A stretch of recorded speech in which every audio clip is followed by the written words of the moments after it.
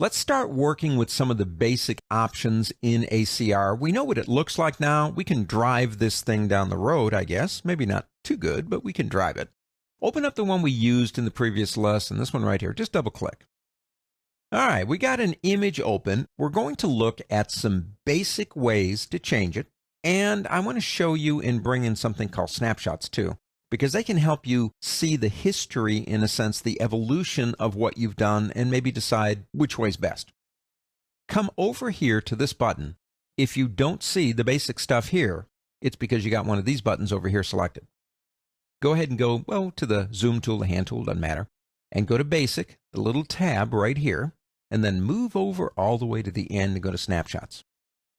Click the new button down here. Let's call this one Original. What is a snapshot? A snapshot is the current state of the image. Anytime you want to, you can have as many of these things as you want. You can come back to that particular snapshot and then work forward from that point.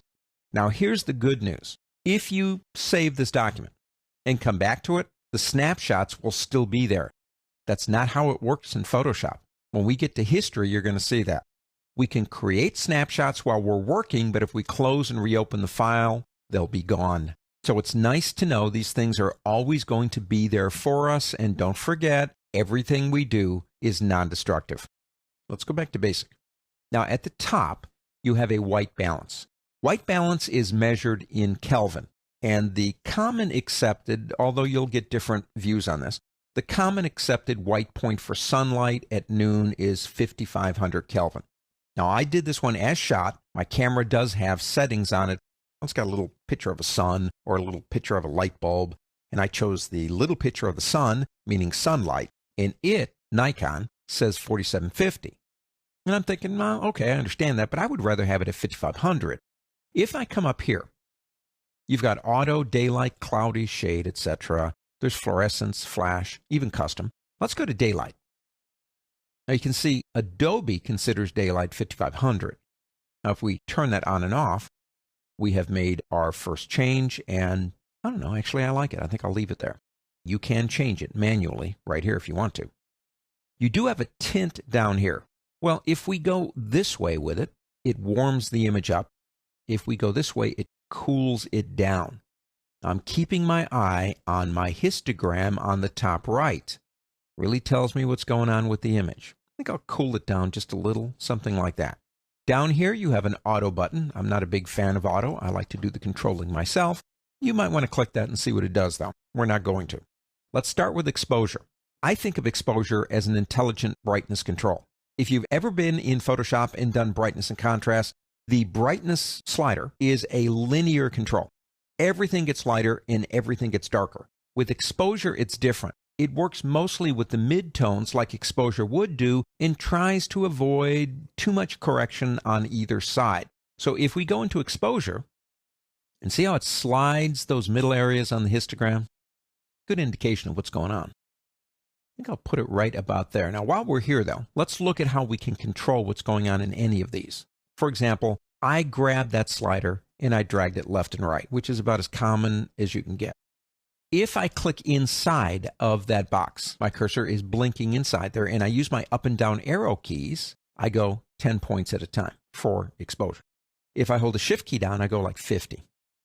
My favorite way of doing it, however, is to actually touch anywhere up here above it. You'll see an index finger on your hand go up and a little arrow going left and right, and just drag. Again, I'm watching my histogram up there to make sure I'm not blowing anything out. Now here's a trick.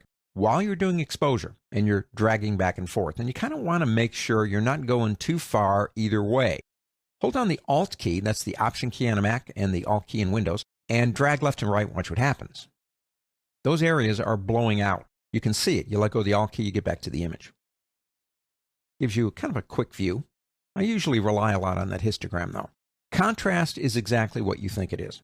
It helps to distinguish the items by removing intermediate steps of like shading. It makes areas appear more contrasty.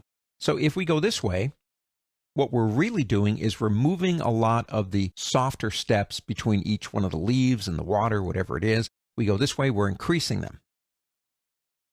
Now on contrast, I think I'll give it just a little bit Highlights and shadows basically handle only those areas. Again, watch the histogram. I go to highlights. See how it moves primarily the right-hand side and it doesn't do anything to the left-hand side. Shadows will do the same thing, but on the other side. Lightening or darkening the shadow areas. Now, whites and blacks are compression. Watch the histogram again to see how this works. If I go to whites, watch the right-hand side. See how it pulls the whole thing in and compresses it? Or we go this way and it pulls it out. A little bit more linear than highlights and shadows. Blacks does the same thing. These are my favorites down here, but before we go, we need another snapshot. Let's go here and click New. Let's call this one Phase 1. Click OK. Here's our original. Here's what we have done. Sometimes I think in the course of working, we kind of forget what the original really looked like. Sometimes going back to it's kind of a nice way to say, well, yeah, I do like what I've done so far. And don't forget, this is all temporary anyway. Let's go back to basic. The last three, I like working with these. Clarity is an interesting one. If I move it all the way to the left, what it does is it begins to blur the distinction between the elements within the image. If I go the other way, it gets sharper in a sense, but I don't like using the word sharp. It increases the clarity between each one of the objects in the image. But I do like that. Let's make that softer. Let's go for a soft look. Vibrance and saturation. Let's start with saturation. Now I'm going to move saturation all the way to the left, but I want your eyes up here. It will turn it into shades of gray, but watch what happens to the histogram. When you grayscale an image, you're saying to the computer, take the red, green, and blue channels and equalize them. In RGB additive, if you have the same amount of red and green and blue, it produces a shade of gray. So that's why our histogram looks like just one thing. If we go the other way, they begin separating again. What happens when we go all the way? See how it lowers it down? You are purifying the colors. 100% saturation is where the colors are pure colors. Pure red, a pure green, pure blue. Let's take that down. I want a little bit, but not a lot. Somewhere about there. Now, vibrance is somewhat like saturation, except it concentrates more in the middle tones and tries to isolate the shadows and highlights. So if I take vibrance all the way down, as you can see, I still have color, but it's concentrated more in the highlight and shadow areas. And if I go the other way, I get more vibrance in those areas. And maybe take that down just a little bit more. It looks like some really awesome fall day.